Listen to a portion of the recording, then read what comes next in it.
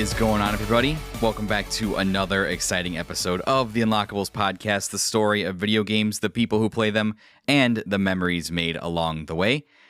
My name is Eric. I am your host, as always, and I'd like to thank you for tuning in wherever, whenever in time and space you may be located. It means the world to me that you're here to check out what is going on in the world of video games. Today's episode, I am incredibly excited because we're back with collaborations, with interviews, baby. That was one of my goals for the show this year. I'd really missed collaborating with people. As my wife was pregnant and my kid was coming into the world, I really took the solo podcast thing really seriously and did so much stuff by myself. But now that he's here and my life is kind of getting back to a new normal, I'm excited to be able to be collaborating with a lot of the incredible community members in the podcasting indie community that we're a part of. Speaking of incredible members, I have an incredible guest today. You know him as the one true gaming prophet. He's the host of the Gaming Memories podcast. And if you're on video game TikTok, odds are you have seen one of his incredible emulation transformation videos. And we're going to question him all about that today on this episode. Is my good friend Kade from the Gaming Memories podcast. Kade, how are you doing tonight, sir? Dude, I'm doing good. You came up with the phrase emulation transformation. I might steal that because I've been trying to think of, I've been calling those videos how I play, and I've been wanting to do a longer form YouTube version of that where I can go into more detail, all the stuff. But I'm like, how I play is not like, you got to think about the clickbait titles and the competitiveness of YouTube. And I'm like, okay, I'm not really into like putting a sexy girl's cleavage in as my thumbnail. So I'm already going to lose that. But so my title's got to be good. I needed to come up with a saying like DIY rematch. Like, what am I going to call this? What am I going to call this? Emulation transformation. That's it rhymes. Good. It's fantastic. I'm a sucker. It's not as good as alliteration because I'm a sucker for alliteration, but rhyming the TION on the end is pretty damn good. I'm happy to have put my $70,000 marketing degree to use for once. That alone will have paid off. But Kade, thank you so much for joining me tonight, sir. We're going to talk about everything that you do.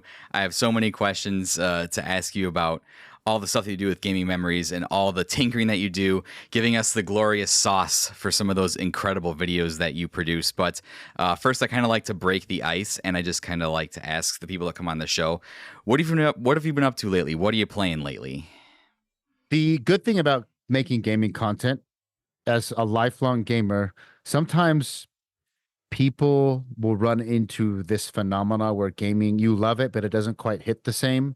I've seen people make jokes about it and memes and different YouTube skits and social media skips of like why games don't hit the same and nostalgia bait and all that. And I don't have an answer to any of that. But what I have stumbled into is when you play games specifically with creating content in mind, it kind of transforms the experience. And it's actually made gaming really enjoyable for me in a different way that I didn't expect.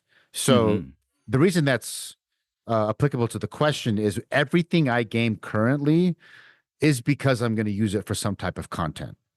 At the very least, I might stream something on. I've been streaming on TikTok Live just to get my feet wet with the streaming thing. And I will either play a game that fits with retro or indie, because that's generally what I cover, or I will stream it and also try to get clips for content. And the biggest thing that I've been having the most fun with lately is there is a Patreon creator that goes by Otis INF, and on Twitter or X, I guess it's hard to call it X, Habit. His Franz Boma, and he creates camera hacks for a ton of different games. And I've been doing this series where I will play through a game and then I will detach the camera at certain points and try to get cinematic shots of the environment. And I'll get all the best shots, and I want to showcase the level design and the environment design, because it doesn't really, I try to focus on things that don't get as much love, but I still think are important into gaming. And there's another creator on YouTube that goes by, I forget, I think it's called Flirta, that does the same thing. All right, I'm essentially copying him, and he's awesome, but he's the only channel I know that does it. And I think it's a good idea for content. We need more of it. And so I've been playing through games that I have the camera unlocker for, that this creator has put on. So that has been Alan Wake 2, Hellblade, Sensua's Saga, Ghost of Tsushima PC release, which is probably one of the most gorgeous games. And the shots I'm getting for that game are absolutely batshit crazy. And then what was I playing? I've been playing Darksiders 2 Definitive Edition. It's an older game Ah, that he put out a camera hack, and it's a game that it's my favorite game in the franchise. I love Darksiders 2. I don't think it gets enough cred. And so I've been streaming that, and a lot of people have been coming into the TikTok and being like, this game is goated. So there's a community out there that likes the game. It didn't do it well. It did okay at launch. They made three of them. It made some money, but it got a lot of like not shit, but sort of what would be the term? People didn't poo-poo it, but they were like, it's okay. it's like a lukewarm Because reception, kind of. lukewarm, because it's like Yeah. it's trying to be Zelda, but it's not as good as Zelda. And the combat's trying to be Devil May Cry, but it's not as good as Devil May Cry, or whatever. But recently I've realized it has a lot in common with Soul Reaver, Legacy of Kain Soul Reaver, that was on the Yes. PS1 and then later on the Dreamcast.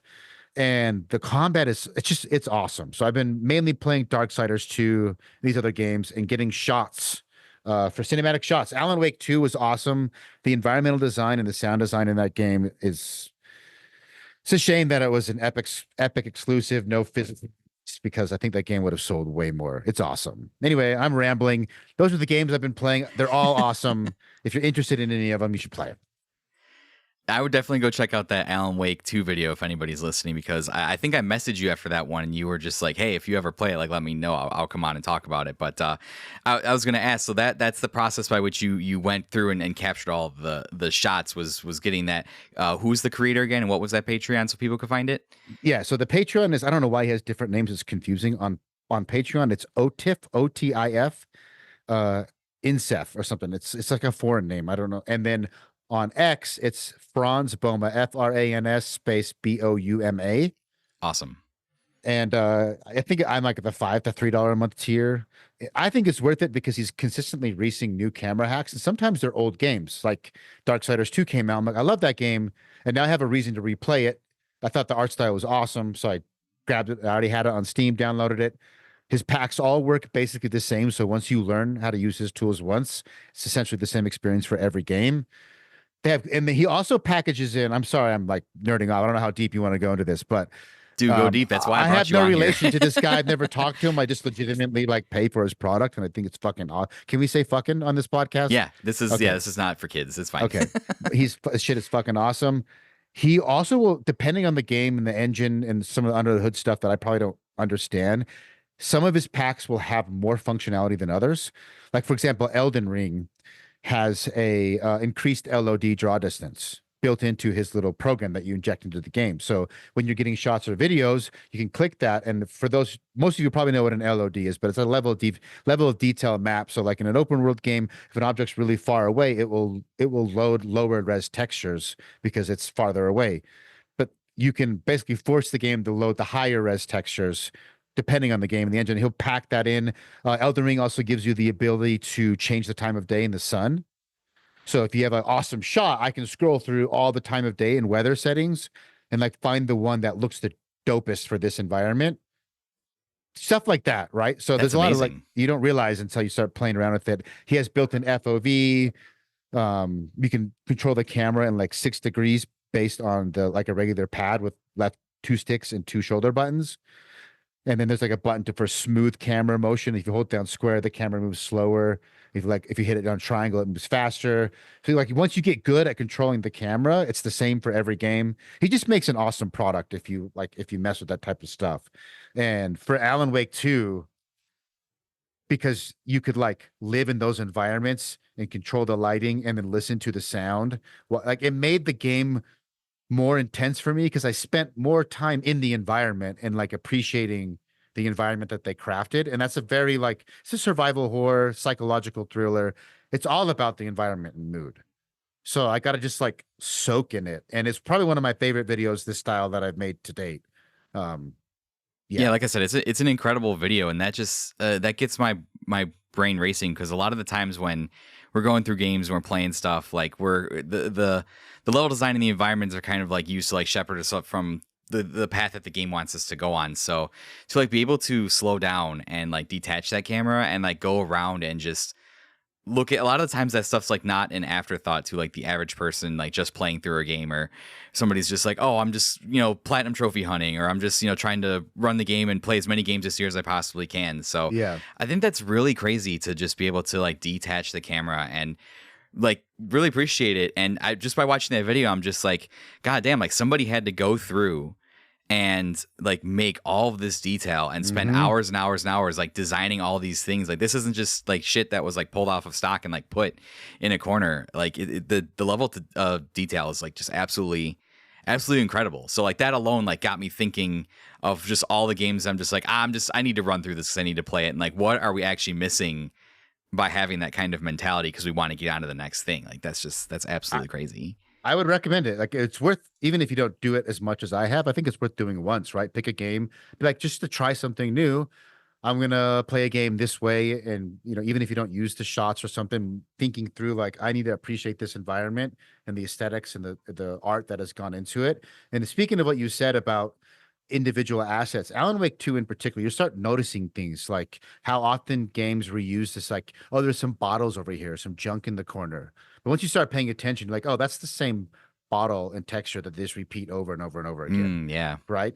And when a game feels really gritty and realistic, a lot of it's subconscious. Most people are playing through the game, they're trying to get the platinum trophy. The environment is more like impacting their subconscious, and their prefrontal cortex and their brain is focusing on the gameplay loop and the puzzles, right? But everything else is still getting in there. And so people say, oh, Alan Wake, the graphics are awesome. It feels so real and alive. Or one of the things that you can actually pinpoint down as why that is if you start running the camera and looking at all the debris, like a room has like a garage with buckets and tools, right? It's lived in. And you start looking around, they're not using repeat assets, and they're placed around in natural ways, not just like lined up straight. And it's like the amount of time someone went through to hand pick and place every little thing and make that room feel like someone actually lives in it. And this hammer is slightly different than that hammer. And there's a soda pop here, and there's this soda pop where there's different.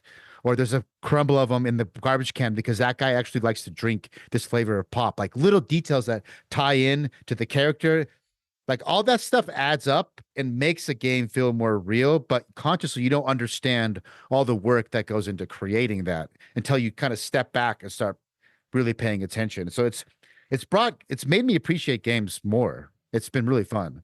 Yeah, it's just easier to ignore those details and just yell at the developers on the internet because you're not happy about something, or Yes. send them death threats. That's way more easier than just taking the time to like appreciate something that's genuinely a labor intensive work of art that these people spend vast amounts of their free time on to give us this experience. So speaking of a lot of the games that you rattled off and you mentioned, I know this a little bit about you because we've done some King games and stuff before, but and since your show is called Gaming Memories, you talk to other people about their memories of games and such. I want to know about your memories of games. Where did it really start for you? Where did your gaming journey kind of begin? Do you remember like what was the first console, or what was the first game that kind of grabbed your attention, and what have you kind of been a fan of since then? Well, how old are you? I am 33. I was born in Okay. 1991. So I'm So 39. We're a little bit different, but similar. I think I still yes. consider both of us sort of in this general range. And Yeah. what I genuinely not, I mean, part of me is being facetious because I always think our generation's the best. Every old man has said that since the dawn of time.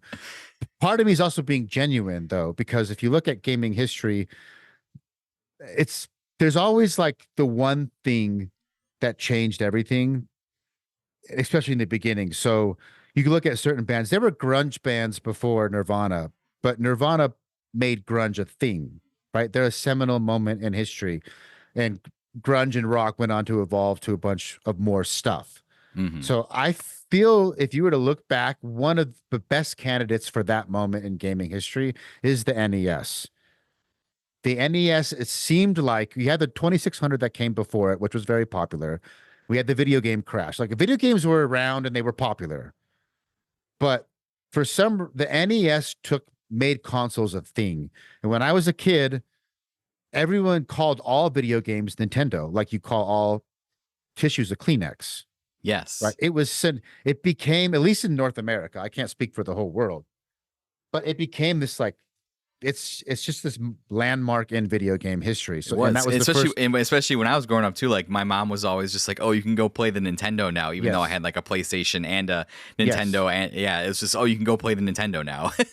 It's just Nintendo, like really, that NES was the first console to get into the DNA of American culture. Not to say that the 2600 didn't do that a little bit and some of the previous stuff. There's awesome stuff, ColecoVision, and but they were, if you really just look back, it's like the Nintendo, the NES, that just it is what it is. It was the silverback gorilla, the first one that really, I think, showed that there's a lot of money to be made. Americans have an appetite for this. It's the first thing that I saw. I think it was Mario. I remember being so young, like confused that wait, the thing on the TV you're controlling, that's not how TVs work, right? Hmm. TVs, they just show you stuff and you look at them. You don't like control the things on the TV. And then we had Legend of Zelda, and I remember banging my head against the wall, having no idea what to do. But I would keep, and I think I beat 2 dungeons, like max ever, and I played that game for years and years and years, probably from Right. 4 years old to like 10 years old, and I never beat it. Some early NES games, played a lot of Duck Hunt, Darkwing Duck. I would rent tons of games. It's just NES games, right? And I think there's something magical about the NES being your first console because it's like I consider the first console in the modern console generation. After, there's pre-video game crash and post-video game crash. In Hmm. my mind, that's how I separate it. And yeah, having that as I was a gamer from the jump, like obsessed. All I wanted to do was play video games. I broke a window when I was like 6 or 7, just being a ruffian, right? Ended up breaking someone's window with a rock. They somehow saw me, called my mom, like, your kid broke our goddamn window, pay for it. So she got super mad at me and she made me sell the Nintendo as a punishment. Like, oh, Oh, dude, and it that's rough. cleaned my act up real quick. Like, Yep. oh, there are consequences. Like, this is the purpose of life. This NES is the reason I wake up and breathe. And you just took that away from me. I was just Yes. loved video games from the very beginning. I would like beg to go to Blockbuster and I would read every goddamn character on every backplate of every game available and spend 45 minutes to an hour making what game am I going to rent? And I got to research. And that's 3 days. I don't get no take backs. My mom might not rent me another one for another month, 2, 3, who knows how long. Like, this has got to work, make the right decision. And even if you don't like the game and it's hard, you're stuck with it for those 3 days. And that's your new game. So you're going to sit down, you're going to figure it out, you're going to get good at it. So many NES games and so much confusion. Like, those games are so archaic and so hard, but I didn't care. I did not care.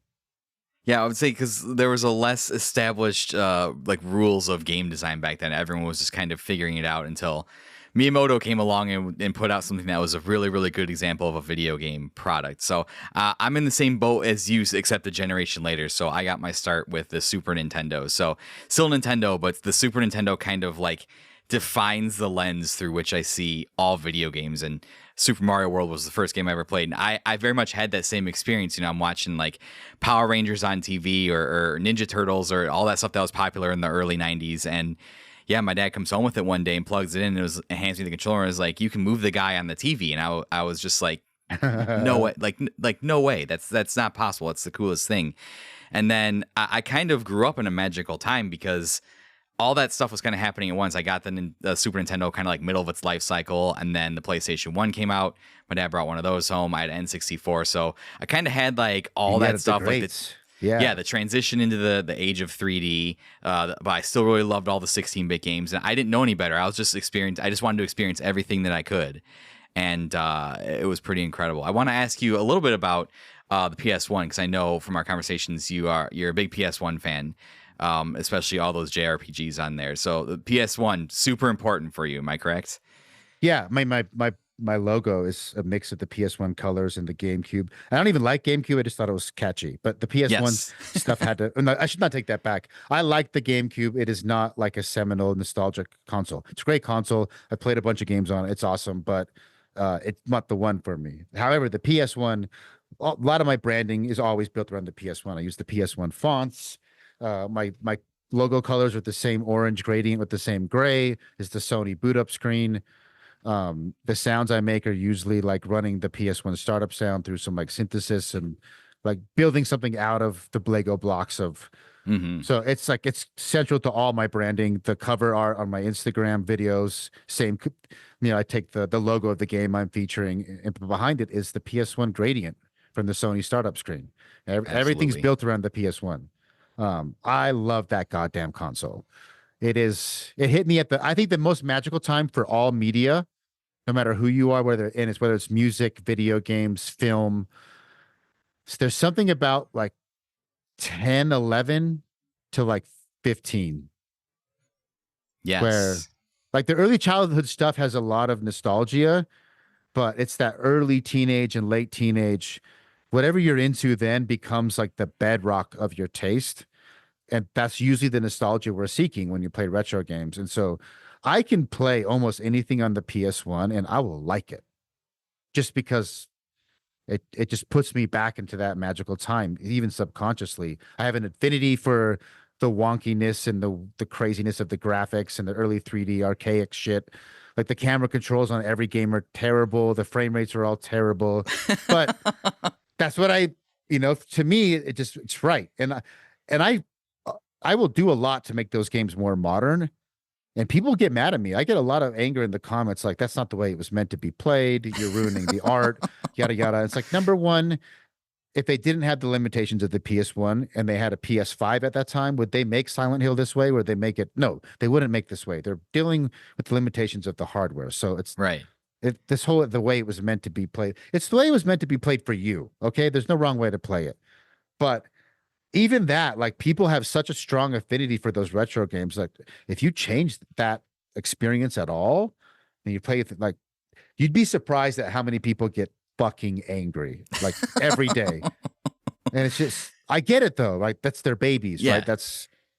And it's just like, dude, it's so there's just that weird nostalgia magic that happens during that time frame. So for you, if you're like one generation later, it's like PS2, something around there was probably be the same thing for you, right? Yeah, I have a real big soft spot in my heart for the PlayStation 2, definitely. I mean, my favorite game series of all time lives on there, and that was about the time that that like 11 to 15 was like really formative just in terms of video games. So that was like the Square Enix RPGs on the PS2, Final Fantasy 10, 12, obviously Kingdom Hearts. I'm the Kingdom Hearts guy. And then like going into high school, like that was the explosion of online FPS for consoles. So Mm, that was everybody in my school was playing Call of Duty. Everybody in my school was playing Halo 3. Everybody was playing probably Gears of War to a lesser extent. So that stuff I associate with like that stuff gives me the same type of feeling, yeah. even though everything kind of had that weird like grayish washed out brown filter over it around that time. Yep. And Yeah. so anytime I see that, everyone's like, "Oh, it's so ugly." But for me, it's a little kind of heartwarming. It's like, "Oh, I like the brown tones. I like the gray tones." That reminds me of a better time when things weren't as stressful. We're definitely going to circle back around to like some of the comments and stuff because I have some questions on some of the videos and stuff. I wanted to tackle your podcast first, and you talked a little bit about it, gaming memories with all the. I love all your branding. It's so cool. So, your goal for gaming memories is you kind of invite people on and to just kind of talk about their gaming memories and just kind of chit chat with them. Is that correct? Yeah. The idea came at a time when I like needed a new creative project that was just me, that I didn't have to collaborate with anybody else on. And I was just thinking, what do I never get sick about talking about? What can I talk about forever and forever? It's games. And I just like I'll do something simple. Like the guest thing makes sense.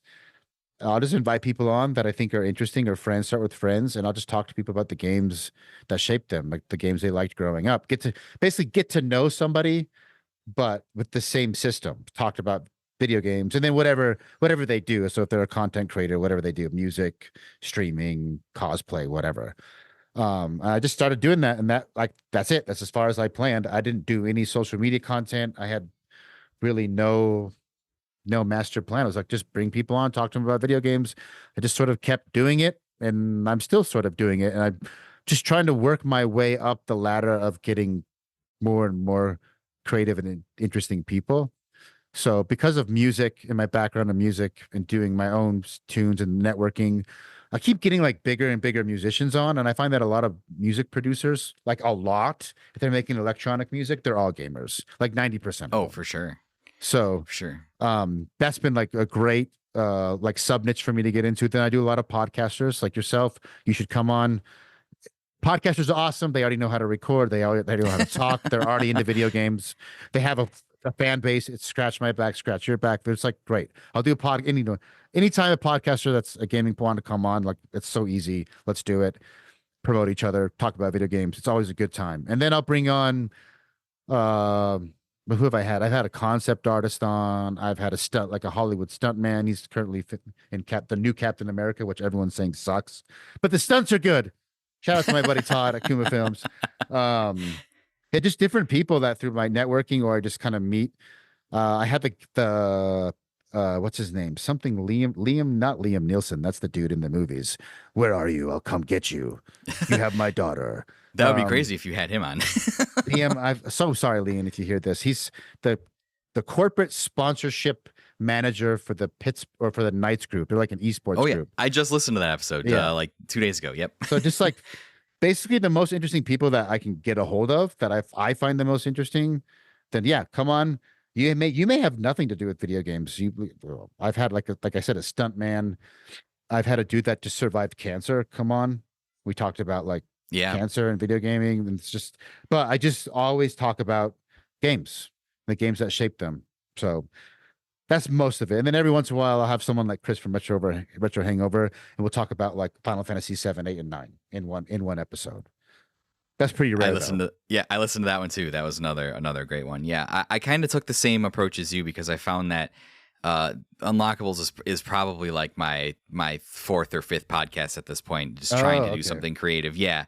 I started off with basketball, with NBA, with sports, and that fell off pretty quick. And like this is like my fourth video game podcast.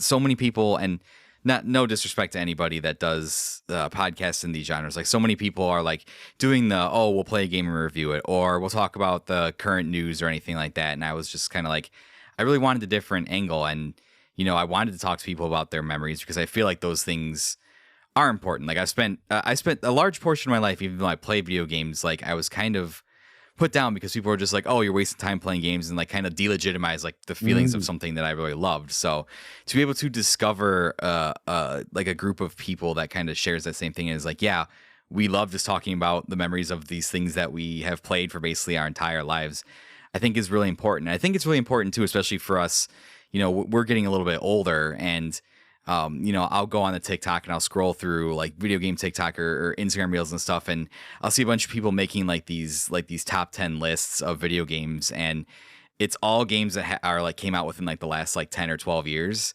and like seeing the conversation really shift more towards like the modern side. And so I think talking about our memories is like a really good way of being like, hey, like we can't forget where we came from because the industry's already trying hard enough to erase the history of the games that they put out before. And the pervasive feeling is like this, oh, well, if it's an old game, it must be sucky. And that's not always necessarily the case with the game that's older. So I really value what you do in talking to people. I think that's something that we have to kind of do and talk about our memories, because if we're always just talking about what's current, if we're always just talking about what's coming next, if we're always just talking about the biggest news or the biggest scandal, like we're always looking forward and never looking back. And it is important to look back and understand kind of where we came from, if you get what I'm saying. 100%. I would like to say I had more noble reasons why I do it that way, but I didn't think through that deep. It was just I genuinely love the art form. Yeah. The medium. It's important to me. Like really, really important to me. So I just wanted to talk about it, and I want to like talk about the things that were important to me. And that just meant like the games that I played growing up. And even I'll talk about modern stuff. I did consciously later think I need to be genuine. I don't want to compete and do the same thing everybody's else doing, because someone else is already doing it and they're doing it better than I'm going to do it, because they've already established they have a system. They have there's a lot of guys that cover top 10s and modern and more recent stuff that I love. They put out great content. I subscribe to them. They already nailed it, right? I'm not want to compete with them. Like their shit is awesome, but that's why I started getting into the emulation stuff. It's like, well, what do I genuinely do that's different than everybody else, or not that different, but what am I genuinely like a super nerd about? And I started thinking about it, like, oh yeah, I put out the podcast, but really, what am I spending all my time doing? I'm fucking spending hours trying to get Vagrant Story running in 4K 60. Is that possible? Can that be done? And 5 years later, I accomplished it like 2 weeks ago. So yeah, that's just I just started being like I'm into like the old shit. That's what I do. I like to talk to people about it, and luckily, it's also I think good for the community. Yeah, like you were saying, all the reasons you said. Yeah, I think it's you brought up the just appreciation for the art form as well, and we've kind of, collectively kind of spent a large portion of our lives like fighting for that legitimacy. Like, oh, like this isn't just like a waste of time. Like it genuinely is a art form. So I think the things that you do really do kind of showcase that because they can bring some of these older games back to life and kind of showcase them in their best version and kind of like, oh, that like this is what their potential was to be. And especially like again going back to the Alan Wake 2 thing when you detached the camera and went around and you had the zooming in shot. I think it was like the phone booth of the phone and just like Yes. all this stuff. And you can see the water from the rain like Yes, dripping and down the and you phone realize booth. you're just like this is a fucking art form because just like Yes. just look at this. Like this is a creative output that somebody spent hours and hours and hours like to make, and that aspect of it like doesn't get discussed. We're so wrapped up in what is it? What did this game review? What is its review scores? Like how and just that type of conversation around it, and then just arguing about, oh, this game is great. Oh, you didn't beat Elden Ring as a naked dude. Like you didn't actually beat the game, or all this other stuff. Like we argue about the stupidest shit when we miss this appreciation of something that's like really a miracle of modern technology that's like right in front of us that uh, really sometimes has no reason to exist. So that's a good transition into some of the work you do. I kind of like that transition. So I've seen I'm an avid follower of all your channels. I see a lot of the content, the like the short form content you put out, reels, TikTok, all that stuff. Some of those videos really exploded. Like just impressive the amount of engagement and stuff you got with that. So as a marketing person, I that really impresses me. So first of all, let me ask you, what is it like when you put out a video like that and then you open like your phone and you just see like just I can't be an astronomical number of just notifications of people Yeah. liking stuff, commenting on stuff. Like what is that like? Because I think I've gotten the most like 10 notifications on something at once ever. So I can't imagine seeing like 500 notifications wouldn't just be overwhelming. It's in the beginning, it was a little, but it was also, man, I needed it, right? I had been grinding social media content, and I come from a marketing background as well. My day job is marketing. I run a marketing agency, but I'd Very never done cool. social media. And part of the reason I, I didn't start the podcast specifically for that. I started the podcast to talk to my friends about video games. But as it continued to go, and I kept with it after the first year or two, I was getting access to better guests. I'm like, well, I should probably like learn how to market this. People, a lot of my clients keep asking for social media marketing. We just tell them we don't do it. Somebody focus on it, refer them to somebody else. So it's like, let me see if I can crack this code. And dude, especially Instagram, Instagram was so brutal. And I kept reading that people would break through, 3, 2, 3, 4, 5 years in, and I just kept making videos and trying different things and just dud, dud, dud. No, I think 5 years in, I had 800 followers. And then Yeah. I finally like stumbled in to like something that works. Like I finally figured out a formula that works. That is genuinely me that nobody else is doing that I can do. And then I went from 800 followers to like almost 70,000 in like less than a year, which is grand scheme of things, that's nothing. But in a little like really niche video game, brutal world, like where I had spent 5 years to eke away like 20 followers a year, something like that. Like it was awesome at first, and then it got really overwhelming because I did not expect that. Like people say, if you do well on social media, there's going to be hate, right?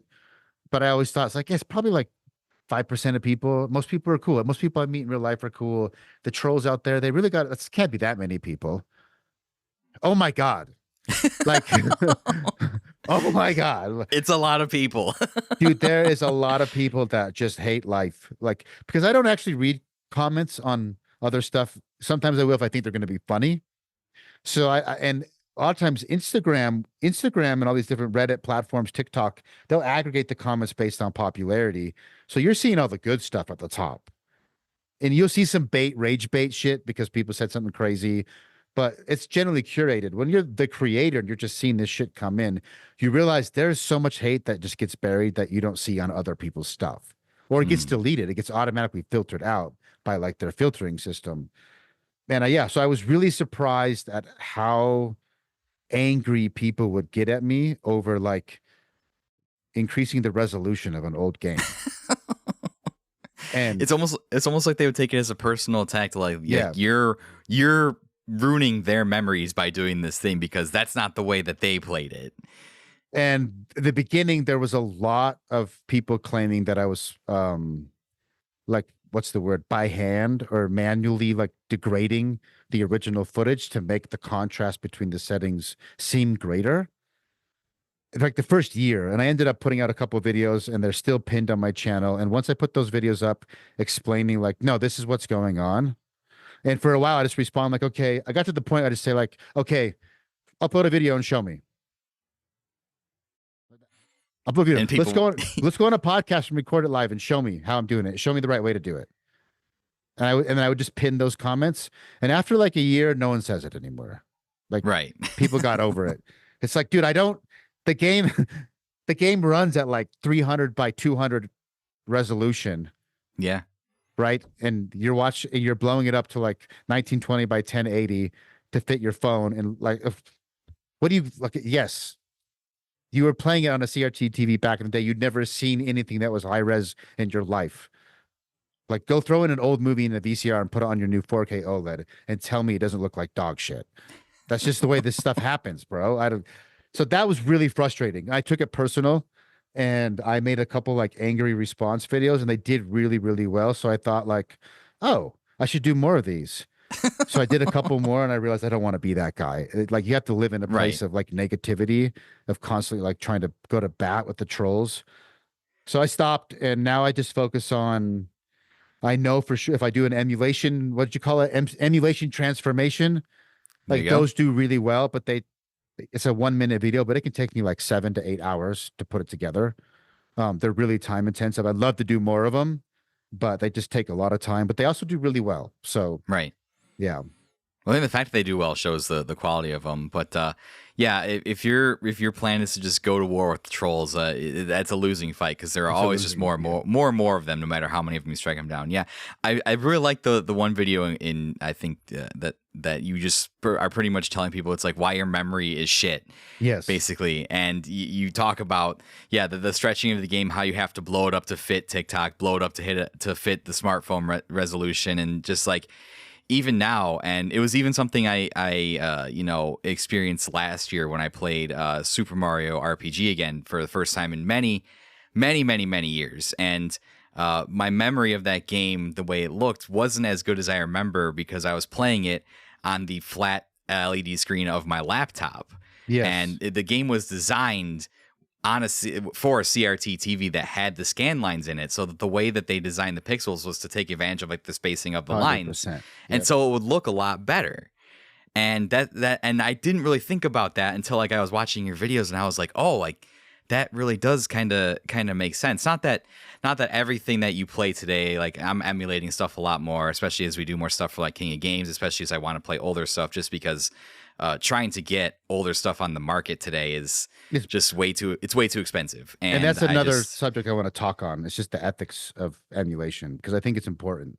Yes. Anyway, well, I'll transition to that because I want to talk all to you about that, but kind of just your process and how you go through that. But you don't really realize it until like watching a video like that, and you're just like, man, that's right. The technology has changed, and the way that these games were made at the time and the technology that they were made for, trying to play on something modern today, even like emulation or anything like that, it's not going to be the same. It's not going to be a 1-to-1, and you're always going to kind of have the rose tinted glasses of nostalgia, which isn't necessarily a bad thing, and you're going to have if you want to play it the way you remember, you're going to have to go out and track down a CRT TV, which I don't actually know how difficult that is nowadays. It might be pretty difficult. They might be endangered species. And then you have to buy the original hardware, buy the original game, buy the original controllers, the cables, all that stuff. And people since the pandemic have gotten wise and like, oh, people want this stuff, Yep. and it costs way too much money now. So that's why we should pirate. So let's go into some of that emulation stuff because I want to talk to you about it. So you said that those videos take you 7-8 hours. So just starting off when you're trying a game, you have an idea for a video or a game that you want to make look great. What's that? How does that process start? Do you have a game automatically? Does somebody come to you and ask you for a game, or how does that process kind of start? It's both. I tried to keep up with requests in the beginning, but they got too high, and so I just stopped saying I would do stuff because they take 7 to 8 hours. So I do occasionally, very occasionally, and I'm not saying people have to do this, but it's appreciated. Someone will send me like 10 to $50 to do a game. So if that happens, like that's the next game I do. End of story, right? You Yeah, fucking paid absolutely. me money. That shit's coming out.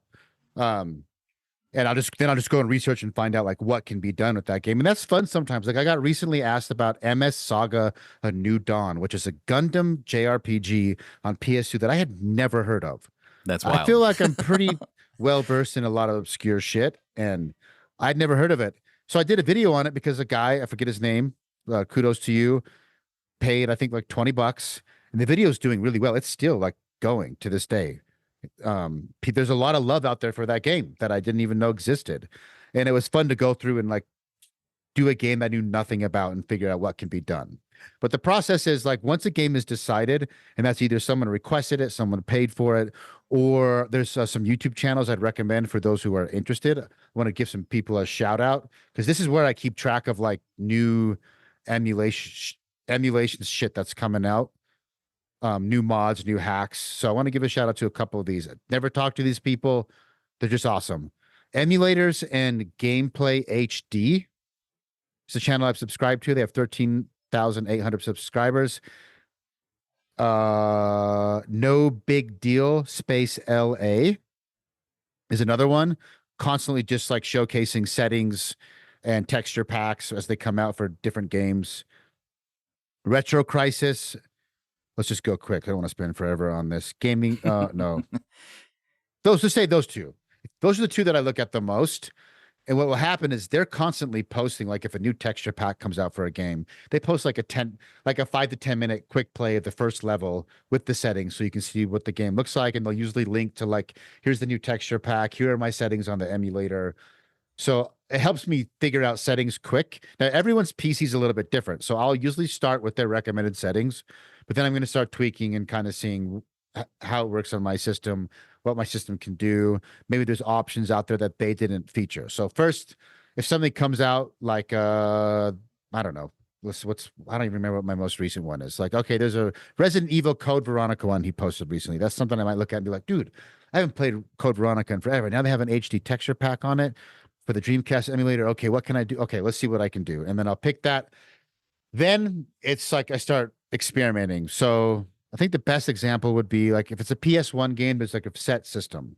I'm either going to choose Beetle HW, which is the RetroArch emulator. For those of RetroArch's like pretty popular front end that has lots of emulators, or I'm Right. going to choose DuckStation. And the main thing that I'm going to choose between those two is does the PS1 game have a texture pack, community texture pack option or not? If it doesn't, then I'm going to use DuckStation because it's better overall. But Beetle's the only thing that offers texture replacement right now. DuckStation will probably offer it. It'll probably be updated. Okay, let's say it doesn't have that. Okay, then I'm going to go to DuckStation. Then I'm going to start with kind of my standard settings. Usually I want to put the resolution to like 8x. I'll check like, can I run this game in widescreen or ultra widescreen? Because a lot of PS1 games, the geometry doesn't pop in wider. Like they can go in and hack the camera and make the FOV wider with emulation, but then you realize the game is Oh not even yeah, the game is not even rendering the geometry out that wide because they were so because they didn't limited. have. Yeah, because they didn't have to back then. They Yeah, yeah, they didn't have to. So like, that's okay, fascinating. but some games do. Like Vagrant Story is fine. Like it works, but like I love Einhander. It's this PS1 shmup, my favorite shmup of all time. And it looks Yep. so good. And shmups are generally side horizontal. Like a wider screen is better for gameplay, right? And it like renders at ultra widescreen 20 by 9. So like I like ultra widescreen if I can. it renders everything minus just the geometry like at the edge of the screen, and it's just enough to like mess with my eyes to be distracting, where I'm like, it's so close to like the perfect settings, but there's limitations, right? I can't make it happen, so you got to go 16:9 or regular 4:3. So I'll usually check for that, and then I'll start playing with PGXP options, which are these set of settings that help reduce the warble and the jitter that's in common in PS1 games. Yeah. Then I'll check for texture packs, and then then I'll look at like reshade, the cheats or hacks. Like, is there a FPS cheat code that will unlock the FPS and give you 60 FPS?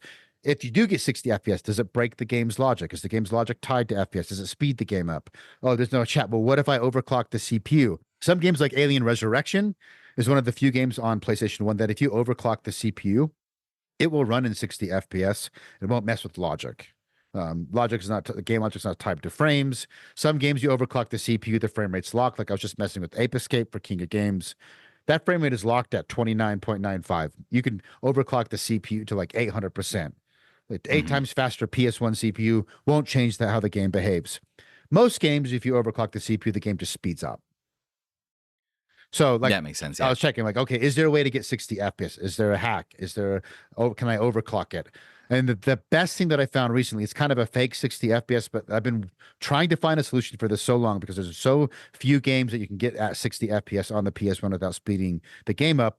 There's a program on Steam called lossless scaling. It's like $6. And it's Yes. mainly like resolution upreser. So if you have like a potato PC, but you want to play a game at a higher resolution, it's like DLSS or AMD FSR, but like a outsourced homebrew community version. So you can take like any old game, but it's really good for emulators because a lot of emulators are not optimized. Like these things are like sourced for the community. And so like a lot of times the overhead on emulators, it's an old game, but it's actually pretty hard for your PC to run it because your PC's pretending to be a PS3. Your PC's pretending to be a Switch through software and all that stuff. So being able to upres something so you can run the game at a lower resolution is useful. I have a pretty decent video card, so I don't have to do that, but it has another feature called LSFG interpolation, which is really similar to DLSS frame generation, where it's not like the typical interpolation, like when you turn on motion on your TV and makes everything look like a soap opera. This Right. is AI. This is AI trained that's looking at every single pixel, and based on every single pixel, it's interpolating the next frame. And it works really good. You get a little bit of like aliasing around edges, like your character's head when you turn the camera. Sometimes you'll see like the tiniest bit of warping. But because a lot of PS1 games, the logic was built around the game running at 15 frames or 20 frames or 30 frames, they had to do that on purpose because they knew it was going to be a low frame rate. So they built everything around that. That's one of the reasons why Wave Race, we talked about Wave Race being so good. Ran it at Yeah. like 18 frames a second, but they built all the physics and the animations to work at that frame rate. So it feels good. And I think a lot of PS1 games, it's actually better to still play them at that original FPS. But if you want that smooth look, then you can use lossless scaling. And a lot of them are running at 30 FPS. When you have a solid 30 FPS, it's really easy for lossless scaling to turn that into 60 FPS or 144 because it's a constant frame rate. Works amazing. So a lot of people be like, ew. I get comments like, why would you want to ruin that? It's not made to be like, sure, it's not. I'm a mad scientist. I want to see what Vagrant Story looks like with AI upscaled textures, 60 FPS interpolation, and reshade dynamic RTGI lighting. Like, let's fucking go. Let's see what it looks like. Maybe it sucks, but it's fun. And I genuinely just love it. It's so fun to me. Yeah, I look forward to any time you put a video like that out because yeah, it genuinely is okay. What is the potential of this game that where they were never thinking 20 years ago that this would be a thing that they'd have to worry about or think or design it that way.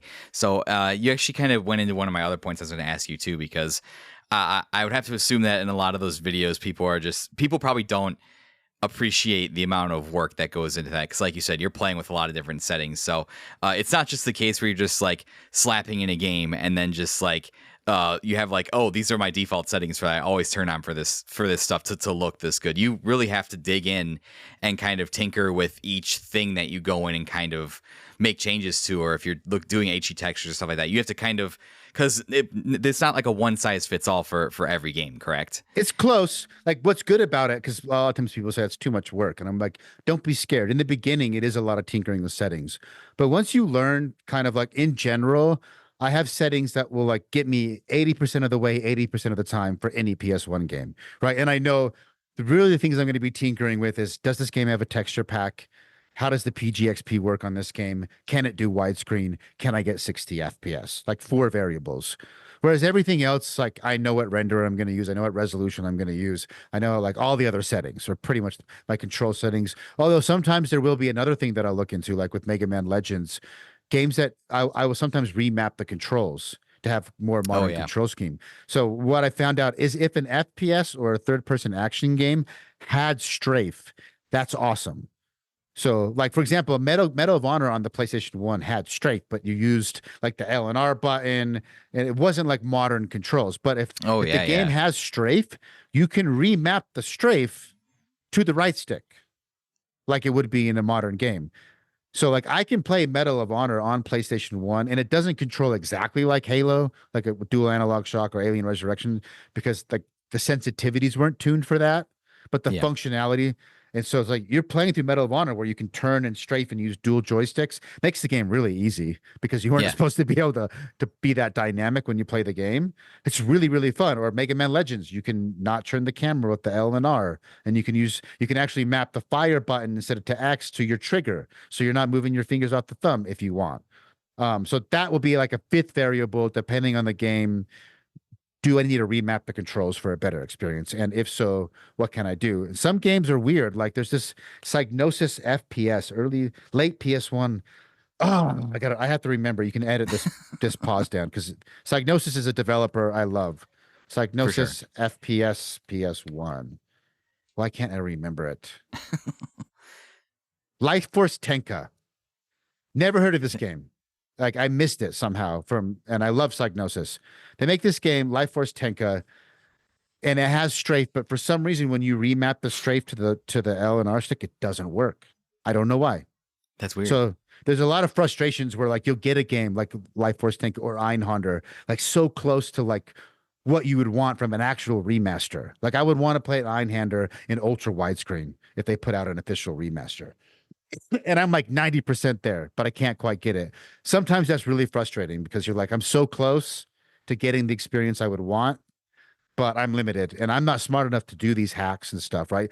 I have to hope that there's some crazy programmer guy that's a genius that also loves Einhander and decides to like, I'm going to write a widescreen hack for this game and deposit into the open source GitHub for DuckStation and add a cheat for it so that you can play, I have to just pray that that happens.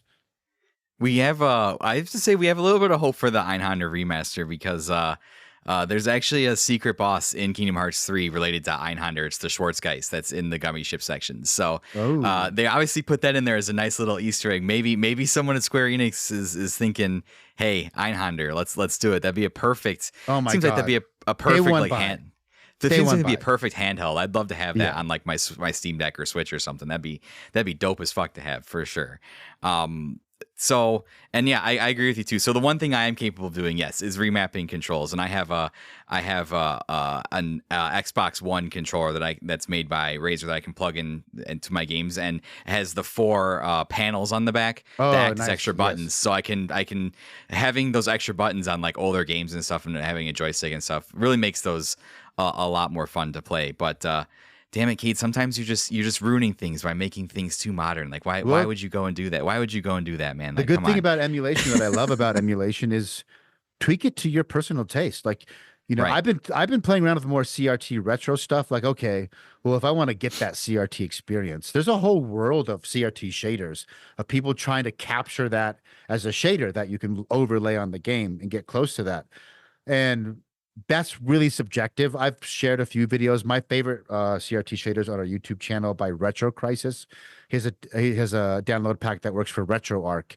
He has a PlayStation 1 specific, a clean shader and a dirty shader that I You did the think, one for Symphony of the Night that looks really good. yeah, I a remember, few yeah. people bitched about it because that always happens, but lots of people were like, actually, that CRT shader is good. Like Yeah, that yeah. that guy, I don't know how he does it. Shout out to him. I've had a few conversations with him online in our DMs, just like dude, you'd make the best. I'm so glad you make this stuff. It's awesome. Um, he's like, I don't know what he's doing and how he's figuring it out, but he has the closest, most convincing CRT shaders that I've ever seen by far. So I think sometimes I'll even up-res a game, put new textures on it, inject like crazy new lighting, and then I'll throw a CRT shader on top of it because why not? Let's just see. Right. I think that the mixing of like modern and retro aesthetics, and I'm not the only one that's doing it, obviously. Like a lot of these HD 2D remasters for JRPGs and indie games, they have pixels, but then that's in 3D. They have depth. Like I'm playing Uden Chronicles 100 Heroes. It has like real-time lighting on the pixels, but then there's like they're blending modern and retro, and I think it looks really cool. And so I think Hmm. that's really fun to do with emulation, and you can tweak it to your personal extent. If you're like an OG, I want to play original hardware, but you can't afford it, you can get pretty close to that experience with emulation. There's a lot of options with people who are obsessed with accuracy, where you can like say, don't, you can turn off all these enhancements that like make the game run better, right? You want the slowdown. You want it to get as close as mimicking the actual original hardware experience. There's a whole rabbit hole of tweaking your emulation settings like that. I haven't gone down that rabbit hole because that's not my personal taste, but don't let that Hmm. turn you away, right? If you want to pursue that purest experience, yes, you're never going to be able to replace holding an actual SNES controller, playing Donkey Kong Country on a CRT the way it was designed. Like that is an experience that if you want that experience to the 100%, you can only get by going out and spending the money and finding the CRT. But if you can't do that and you want to get 85% of that experience, you can do that with emulation too. Transitioning to, you mentioned a while back too. You wanted to talk about just kind of the ethics of emulation in general. So, do you have any kind of thoughts on the ethics of that? I mean, we talk a lot about, these days, like video game preservation, and companies, especially like Nintendo, being overtly hostile to people that in the emulation community who kind of put in the work to make these games available for us when they don't seem interested in making these games available to us, even when we're sitting here and saying, or like the travesty with like the 3DS eShop or the Wii U eShop, and we're just like, hey, like we want these old games, we will pay you for them, and you're not even willing to give them to us. So, what do you think? Just you said you had some comments on just the ethics Yes. of emulation in general. So there's, I think, like 3 to 4 angles that I look at emulation. I've thought about it a lot because it does get brought up. Not a ton. Every once in a while, someone will comment like that's that. And I did have a dude who I got into it with the comments, threatened to get all my accounts taken down, and then he attacked all my accounts with bot farms. And I had to like Oh, get that on sucks. like Facebook customer support and be like, "Yo, I'm not doing this. Here's the screenshots of him threatening, saying he was gonna do it." Luckily, one of my clients is like has an in at TikTok, so I was able to like get a hold of their support and be like, because I got like flagged for financial fraud on TikTok. Oh, He like mass reported me for financial fraud, oh. like financial content or something. Yeah, But because and like that's what you're doing by making video games look yeah, better, is obviously like embezzling money. so and he was right. One of the games he was like, dude, you don't own this game, and I actually do own the game, but how is he supposed to know that? And most of the games I play, a lot of them I did download. Let's be real, I downloaded them, Right. especially these retro games. Like, how can you get a hold of them? So I wanted to be very clear. Like, technically, if you download a game for free off the internet and play it on an emulator, the downloading of that game is illegal. The emulator itself is not illegal. Emulators are not illegal. That's already been nailed down in court multiple times. No one can do anything about them. Um, they don't take any original code, right? It's all original code. It's just tricking your PC into thinking it's a PlayStation or a Super Nintendo, essentially. That's the layman's term. Now, just because something is illegal doesn't mean it is unethical. And just because something is legal does not mean it's ethical, right? So I am Yes. I am not going to beat around the bush. Yes, people say it's illegal to download games. Yes, it is. It is illegal to download games. It's also illegal to not stop completely at a stop sign, and none of us care about that. Why? What's the difference?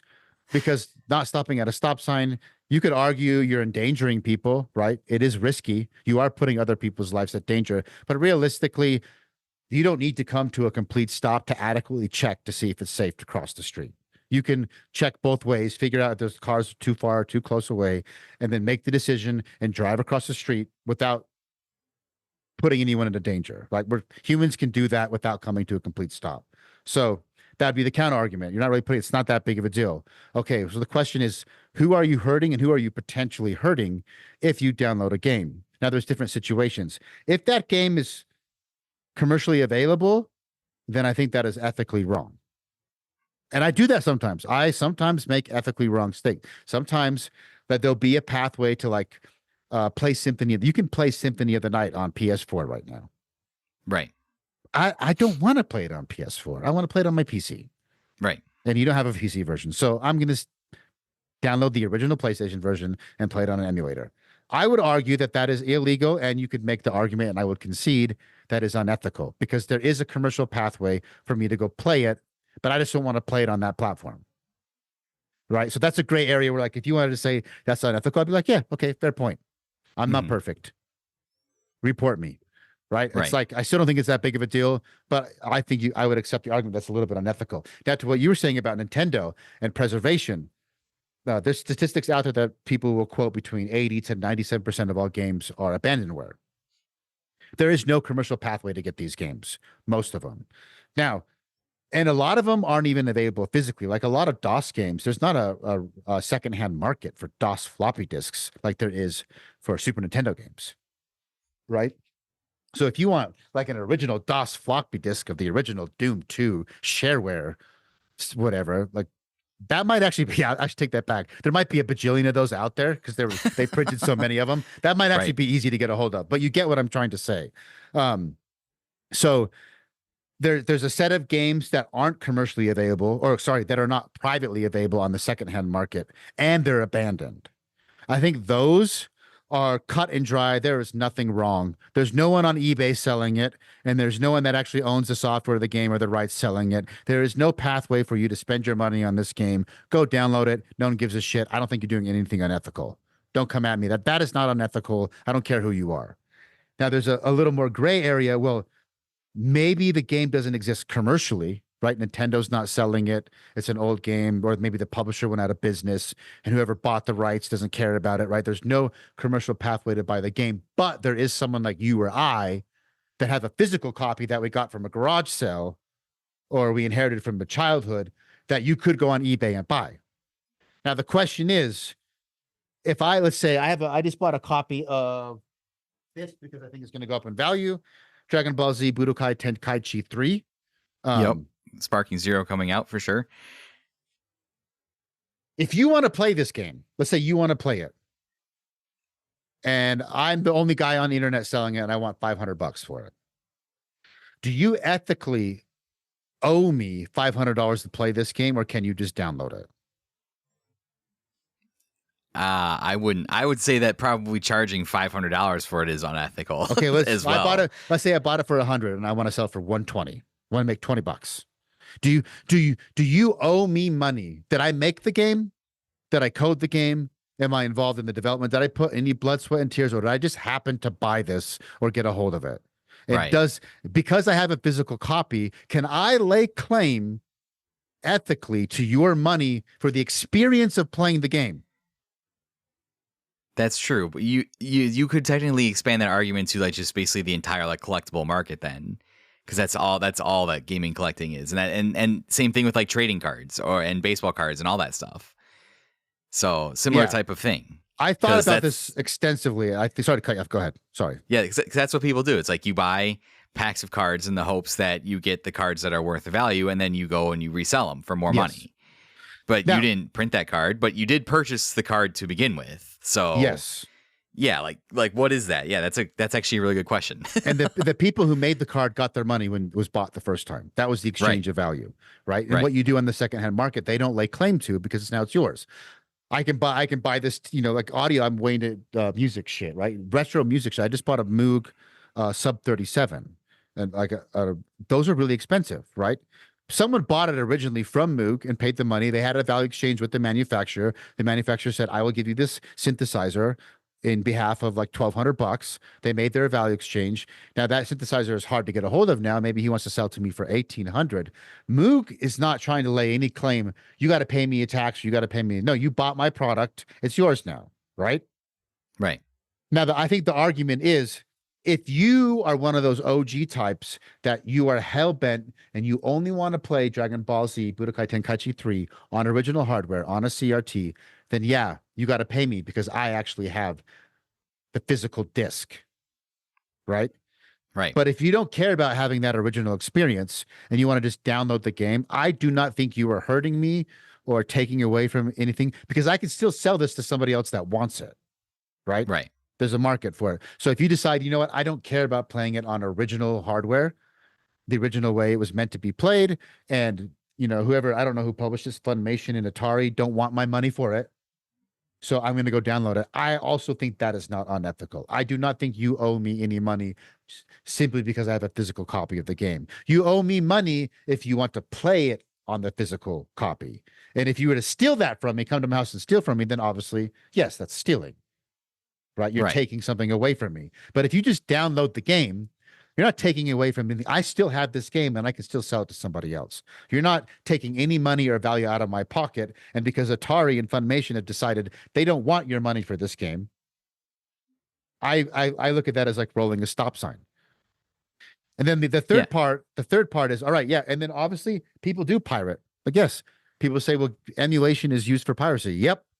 100%. A bunch of people pirate games that they could buy somewhere else and they played on the computer. But Chris from Retro Hangover brought up a good point. He said, what about this third thing? Like I mentioned with Symphony of the Night, what if the game has been re-released? Or what if there's for example, Sonic Adventure? We've been talking about Sonic Adventure, foreshadowing, right? The Sonic Adventure PC port, lots of people hate. It sucks. It sucks, right? And they changed. They didn't just like that. They changed it. They changed the models. They changed the dialogue. They changed fonts. They changed a lot of stuff. There are mods out there so that you can remod it back closer to the original Dreamcast version. Right. So if you want to play Sonic Adventure, which you probably have recently because you had to make that choice, Chris would make the argument, and I think he has a very valid argument, that, okay, Sega will take your money and you can buy Sonic Adventure DX on Steam. But it sucks. And the Dreamcast version is better. And they have given you no pathway to buy the Dreamcast version. Right. So some people would argue, well, I'm taking the Dreamcast version. I'm not taking the version that they have given me a pathway to purchase commercially. Right. I think you could make the argument that that is also not unethical. I would say maybe it's a little unethical, but not enough for me to care. Like, okay, I'm not perfect, right? I bought both, right? I wanted to test them and play. I'll probably do a video on it. The differences and like, so for me, it works for content. But even if I just like, oh, I want to play the Dreamcast version, I can't buy that version from Sega. And then also on top of that, okay, and sometimes people pirate games. And sure, there's a lot of people that I get comments from. The most excited people are people from Eastern Europe and South America. And they send me messages like, there's no way for me to get this game. And even if I could, it would cost me like 3 months rent. And you showed me how to get it on PC and how to get it up and running. I've loved this game since I was a childhood. You know what? I don't give a fuck if they pirate the game. I think that's fair. And yes, sometimes I pirate games. And if you want to say, well, you steal games sometimes. Yes, I do. And you steal shit all the time too. And I'm not judging you. So leave me alone. True. You've given me a lot of thoughts, a lot of different directions I can go that respond to that. So, so the last thing that you mentioned kind of about Sonic Adventure being and stuff like that being available, we ran into something similarly too. Again, maybe this is a little bit of foreshadowing with recently playing Grandia. And Grandia has the 1 and 2 HD collection out. But a lot of people don't like that one as well. And I got to speak with Corey from My Life in Gaming, and he said that just a lot of the stuff they did with like the sprites and the textures and stuff, because that version is supposed to be like the best of the Saturn version and the PS1 version like combined. And for whatever reason, it's not that. And a lot of companies, I would argue too, like there are some very good remasters out there that do some incredible things and bring the game up to a modern standard. There are devs that put in a lot of work and do that. Can I would plug say that Star Ocean Second Story R for that? For sure, yes. Amazing. I would say that there are also some that are just like releases like a remaster for like a quick cash grab. Yes. And they're just like, oh, people want like this on the modern thing. All right, we'll just toss it out there and not get put in the work to like polish it or do any of the Yeah. work that it needs done to it, just to kind of put it out there and be like, oh, we can get money from this. And I would argue in that instance that I would say it's definitely okay to go and download like the original thing if they're putting it out there in bad faith, not giving you like the product that you would deserve for the money that you're going to pay for Yes. it. Because if it's just it's I think something like that similar happened with like the Battlefront collection they recently put out, and that was just a hot fucking mess. Yeah. And they were just trying to capitalize on people because people love those games. They were incredible on the PlayStation, and people have been clamoring to get them like on modern hardware for however many years, and they just toss it out there, and it's a disaster. So the other thing too, I think, in the cases where like we have mentioned Nintendo's gone after a lot of people for doing like Switch stuff, and I could see the argument where you could make the claim as Nintendo that hurts your business because that's still Yep. your generation of console. Those are games that you can still actively get in store. Like I see tons of people on YouTube doing like modded like Tears of the Kingdom and Breath of the Wild stuff, and I'm like, you guys are just playing with fire. That's kind of dangerous with how litigious Nintendo is. But in one point where I can take away something as popular as Pokemon. There was a statistic that like it's at least over half of the generations of Pokemon games are just unavailable to get any way commercially. Which like is crazy. Do they not like money? Exactly. And there's such a robust like mod scene and such robust emulation scene for the Pokemon games specifically. Yes. All of the ones that you can't get. People are still playing like Red and Blue, Gold, Silver, Ruby, Sapphire. Even all those games all the way up to like the 3DS, it's like they're not printing new copies of those. You can't buy those on the 3DS eShop anymore because like it's shut down. So like pretty much anything that's not a modern Pokemon game like on the Switch, you can't get commercially. Yep. So, which is insane to me that they wouldn't want to make those available. So, in cases like that, I would say, yeah, like fucking go for it. Especially because when you go back to that older stuff, like Game Boy and Game Boy Advance, like that's some of the easiest stuff to emulate because you don't have to set up a lot of the other stuff you do with like some of the more modern consoles. You have to set up a lot of stuff with emulation and stuff. Yes. And I'm slowly starting to learn that. Game Boy, you can just download an emulator, hit the ROM, and you're off to the races. Yeah.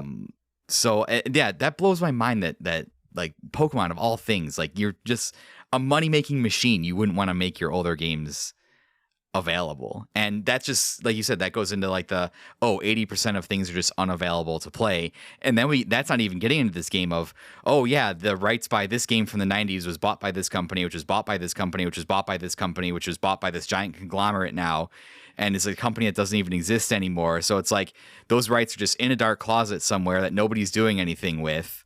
Yep. Like, from a preservation standpoint, like, what are you supposed to, like, what do you do with that? And it's just, yeah, I will never get on anyone's case for, like, emulating. If you're getting into, like, the modern stuff, I know they're going after a lot of Switch emulation and stuff like that.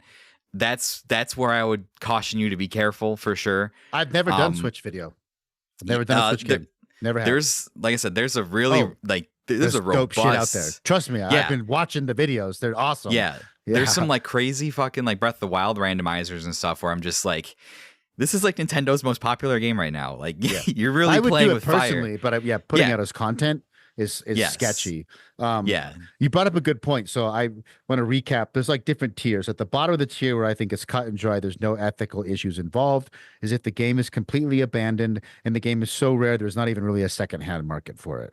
I think that's cut and dry. Nobody could argue that that's unethical. The next step up where I could see someone making the argument it's slightly unethical is what we mentioned, where the game is available on the secondhand market, like Dragon Ball Z, but not available commercially. I don't think you ethically owe me any money if you want to emulate that game because I can still sell this copy. The next tier up would be the game is available commercially, but it's like a different version. That's the Grandia, the Sonic DX, whatever. And is it unethical to download the original version? Then the next tier up would be more like what you're talking about with the Switch, is the game is available commercially. It's modern. I really want to play Astral Chain on the Switch. I bought it for Switch, but it is the frame rate is atrocious and the resolution is low, and I'm kind of a snob. I'm like, wouldn't it be awesome? The game's art. It's a Platinum action game, right? Platinum Games is all about action. I love their style. Like I would love to play this game on my PC in 4K 60 and get and record it and put content out. I can do that with the Switch emulator. Now, in the case of this game, I did purchase it, but let's say I didn't. Some people would make the argument, well, I can't, people say Nintendo doesn't care about graphics because they don't matter. They can sell units. The reason I don't buy Switch games is partially because that, right? I don't want to play an inferior experience. I am that small subgroup that is really snobby, and I understand it's snobby. It is Right. what it is. It's important to me. So, what if I can play Ocarina of Time remastered on 3D. I can play different ways they've re-released Ocarina of Time, but I can also play it on PC with ray trace lighting and way more stuff that I can get the experience I actually want out of the game. So You can the play it argument, randomized. You can play it yeah, multiplayer now. There's multiplayer you can mod. play it in VR, Yeah. right? So the question is like, is it unethical? Because a lot of those require you to download the ROM and then use the ROM as the base asset to play it in VR, right? It's still running off that ROM. The emulator is all original code. So you are still illegally downloading a copy of Ocarina of Time to play it with a randomizer or in VR. But Nintendo offers a commercial pathway to play that game on modern consoles, but they don't offer the VR experience. So if you want that experience, is it unethical to go download the game illegally? Now, with Ocarina of Time, if you're playing it in VR, probably at some point you purchase the game. And that's actually the last tier I wanted to bring up. So the seventh tier, 7 levels of hell in emulation, is the seventh is I've had this thought. Well, what if I bought the game? I sold my PS1 collection at hard times when I was early married. I wish I wouldn't have done it. I had a copy of Suikoden 2. I had 3 copies of Oh Suikoden man. 2, right? Oh man. And is it illegal for me to download that game and play it? I purchased it at one point and I gave the developer the money. They got paid. They got their license fee. Everyone who worked on the game got their salary. I supported the game with my dollars. We had that transaction, like you said, with a trading card or a used piece of musical gear. Me and the manufacturer and the developer and the publisher had a business transaction. I exchanged my money in exchange for their product or their service. Right? Now that they don't offer that, the Suikoden 2 remaster is not out yet. If I want to play that game, or even if the game is out, right, and I don't like the remaster, but I bought Suikoden 2 3 times back in the day. Do I have to buy it on the secondhand market from someone like you that has a copy, or do I have to buy the remaster, or can I just download a copy of the ISO and play it on an emulator? Could I make the argument I did pay for this game? Oh, well, you lost it. You don't own it. Some people are hardcore. If you don't physically own the game, you should not be playing it. And some people hold, and I get it. So those are the 7 tiers. And I would say to someone like that, tiers 4, 5, 6, and 7, I think you have an ethical argument. When you get down to tier 1, 2, and 3, the game is completely abandoned. No one has it on the secondhand market, or you live in Slovakia, and it would cost you 6 months of rent to get the game. Like, no, you cannot tell me that it's unethical. So I think I've thought about this a lot. Like these are the sub Right. situations where down here at the lower tiers, I think you have a very strong argument there is no ethical issues at all. Then at the higher tier, like me downloading Astral Chain because I want to play in 4K 60 and play it on the Yuzu emulator.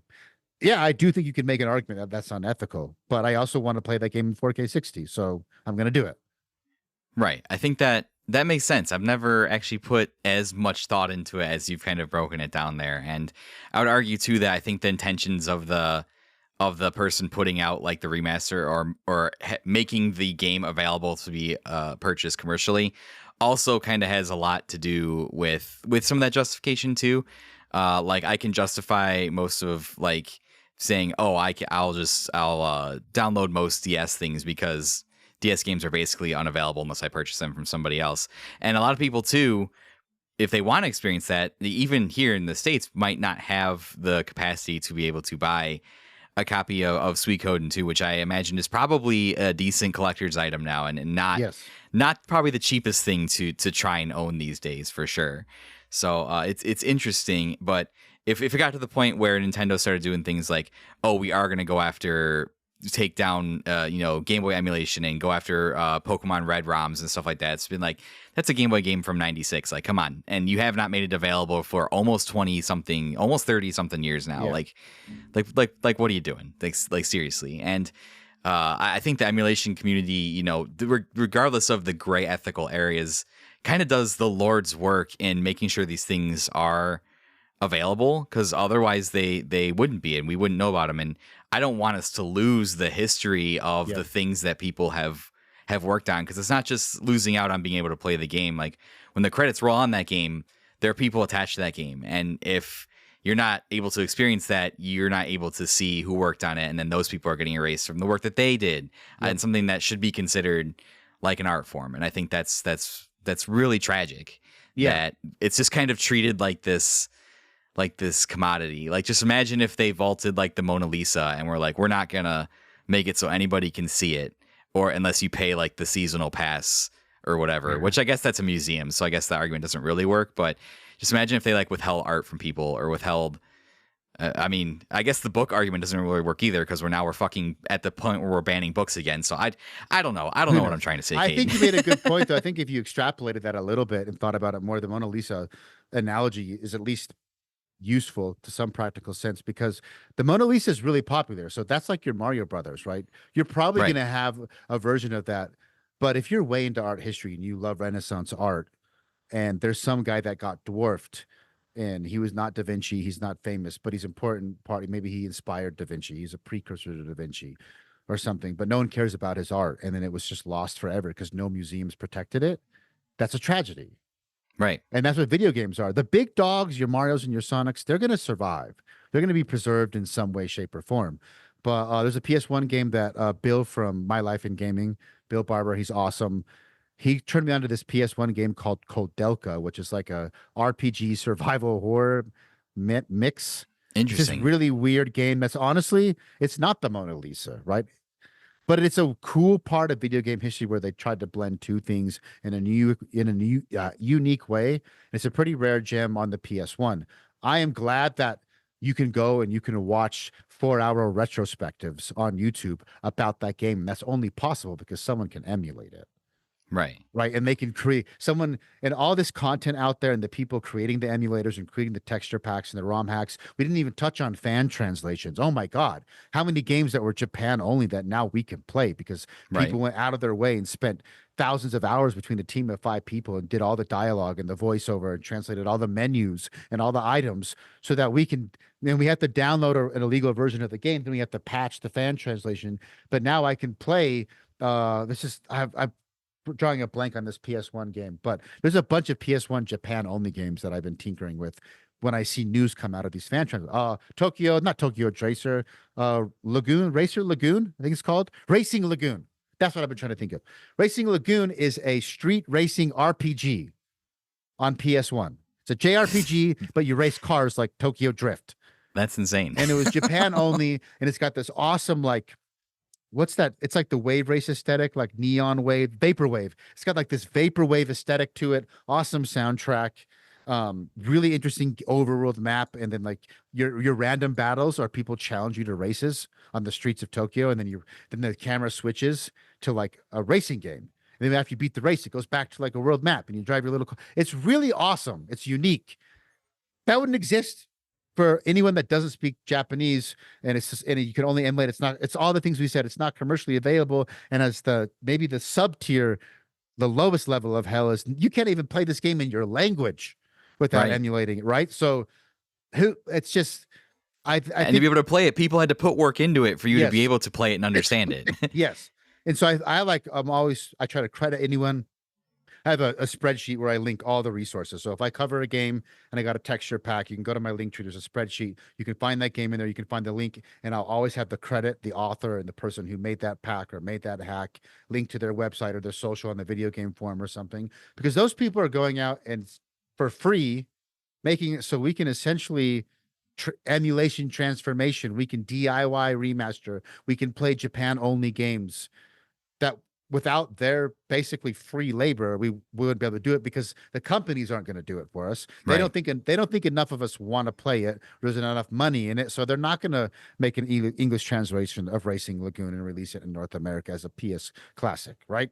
So I think I always try to give a shout out to those people. Like, you're the reason. Like, I'm glad there's a guy that makes camera hacks that I can get shots. I'm glad there's a guy that makes reshade plugins to inject RTX lighting in old games that have no business having ray trace lighting. But let's do it. Let's see what it looks like. Like, I'm so grateful because I don't actually make those things, right? I just take people's work and kind of put it together and see what's possible. I'm not the one like doing the ground level work. It's the people making the emulators and giving the emulator, like whoever figured out how to do PGXP and DuckStation and Beetle, where you can reduce the wobblies if you want to. If you like the wobblies, don't turn it on. And like, well, what does these PS1 games look like with really clean lines and consistent geometry like a PS2 game? What does that look like? Like if someone else had to do the work, a lot of free labor and a lot of smart coding, things, way smarter than you or I, for us to be able to enjoy that. And I think to just write that off as like, they're all fucking pirates, unethical pieces of shit. Like, no, these are people who love gaming more than you and I, and they have done more for gaming and preservation history than you and I will ever do. So shut the fuck up. Like, don't sit and tell me that like they're bad because they made an English fan translation for a game that you have to illegally download because it was in Japan. Oh, like, no, you should be giving these people's props. And by the way, Racing Lagoon is awesome. You should try it out. If you're talking like, just go give it a shot. Maybe it'll change your views on emulation. Yeah, absolutely. And I always like how you credit the community when you do your videos and stuff, because it's easy to just kind of dismiss that. You're just like, oh, I just download these things from the internet and I slap them on there, then I go off and be like, yeah, but you're only able to do that because of the hours of hard work by people who genuinely care about this stuff, and they care about it enough to kind of operate in this, like you said, this morally, ethically gray area for us to be able to experience these things. Like, God bless. I'm a huge fan of the Fire Emblem series. I have been since it came over to the States on the GBA. I'm thinking about doing a series on my show where I go back and I play the older ones before they came over from Japan, and that's only going to be possible because most of those games are fan translated. Yep. And God bless that they are, because otherwise I would be shit out of luck. And I'm really excited to experience that. And that's, like you said, that's hours and hours of hard work by people, and you're dismissing them as just, oh, they're just pirates. They're just people that steal. And believe me, late stage capitalism never side with the corporations. So the corporations don't care that you're sticking up for them in the comments. Believe me, they don't care. They are not your friends. So I see no need to be on their side. That's all I'm going to say about that. But Kate, I want to wrap this up. We've been talking for a while now. I have two final questions I kind of want to ask you. I have one more plug, though. Yes, plug, please. Plug away. We're one more tier, so I guess there's 9 levels of hell. Yes, we're adding more levels of hell as we talk. How many are in Dante's Inferno, like the poem in the game? I forget. I think there's 9. Is it 9? It's 7 or 9. Yeah, I want to say 7 or 9. It's anointed from above. It's meant to be. This is Unlockables Inferno at this point. One thing we did not talk about yet is fan games, ROM hacks and fan games. So one of my favorite examples is Chrono Trigger Crimson Skies. It is a fan game that bridges the gap between Chrono Trigger and Chrono Cross. And dude, it is surprisingly good. Really? Because what they do is they hack the original game and they use all the assets from the original game, but they make a brand new game. Like original dialogue, story events, but like it's all the same enemies, but they make them like different moves and different stats. Generally the same bosses, but they move them around because they can't really, and they might make like a couple new sprites, right? Because this is like a fan game done for free, excuse me. But that's another gray area. Like they took all these copyrighted assets, right? That IP, a very famous IP, Chrono Trigger, and they made a really cool fan game. But in order for you to play that fan game, you have to have a ROM of the original game because it takes the assets from those ROM and then rebuilds a new game with new scripting and everything. And it runs on, you could, in theory, you could flash that game onto a cart and play it on an actual SNES, right? But no one does that. I'm sure some people have done that, repos. And then we haven't got into the repos, right? And new flash carts and like that's a whole, and all the physical hard, like that's, anyway, so the rabbit hole goes pretty deep, but I also wanted to give a shout out to anyone that's making these because some fan games like Crimson Skies, if you're a Chrono Trigger fan, it is worth playing. It's like 25 hours and it's a decent RPG and it connects the two games. And I'm just so grateful that there are fans out there that made that experience for me. Yeah, and that extends to a lot of other games too. Like there's tons of like Kaizo Mario games out there where people just make like brutally hard fucking Mario games because there's sick people like that.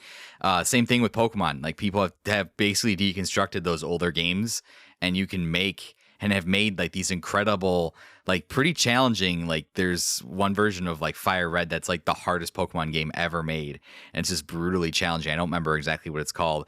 Or they'll make like a dark, gritty like version of Pokemon where it's like people are fighting wars and people are dying. So it's like, yeah, people Nice. I take these want to play assets and that. yeah, there's several ones that are just like I've watched. I'm just like, oh, this is kind of fucked up, like really fucked up. Yeah, people take that stuff. One of the communities I love to shout out. There are a handful of games that I feel like I'm like the patron saint of like letting people know about them, and one of those is Advance Wars. And the Advance Wars community is small but very very passionate. So what they did is they took those games in the GBA, Advance Wars 1, 2, and then there was Dual Strike on the DS. And they've broken those games down to such a degree to the point where they made an in-browser version of the game called Advance Wars by Web, and you can play it in your browser. And usually you get to play those games. It's a turn-based strategy game, and you have to play those games, and you either play them with a link cable or hand them back and forth, and you each like take a turn. They made it in the browser so that you're able to. There's like a competitive ranking match, and you Oh play my against God. people. Yeah, they've combined like all the rule sets from like all the games with like all that data. You can play against people, and you don't have to be sitting at a computer chained to your desk playing somebody. You can like it's like very much like if you remember Words with Friends, you can take your turn, and then a couple minutes later, an hour later, that person can take their turn, and then you can take your turn, and then that person can take their Oh, turn. Yeah, and it's an incredible work of love by a community that was just like we really love playing against people, and it's not a game that you would think would lend itself to kind of like this competitive atmosphere. But there's like they have tournaments and there's like global rankings and like people are known as like they're like grandmasters of Advanced Wars and competitive Advanced Wars is like something that is like just fucking insane to watch and see. I So need to feature if this. This is great content. I had no idea yeah, this yeah. existed. Yeah, it's called Advanced Wars by Web. It's mostly online thing.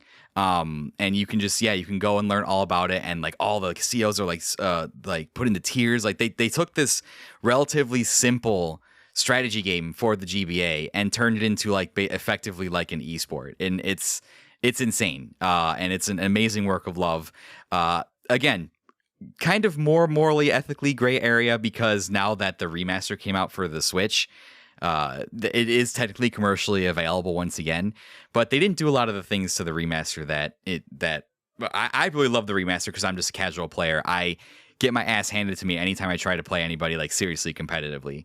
But the remaster doesn't have like a lot of the quality of life stuff that this community added to these games to play competitive or have like matchmaking or kind of balance the COs out because there's some shit in that game that's absolutely broken if you're playing against people. So that's one. Since we just talking about it, I always like to shout it out. Advanced Wars by Web.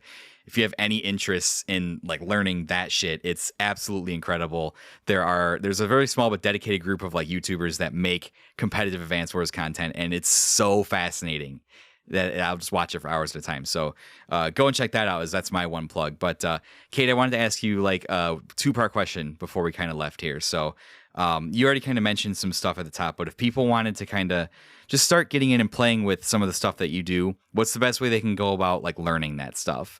And my part two of that question is there anything on the horizon?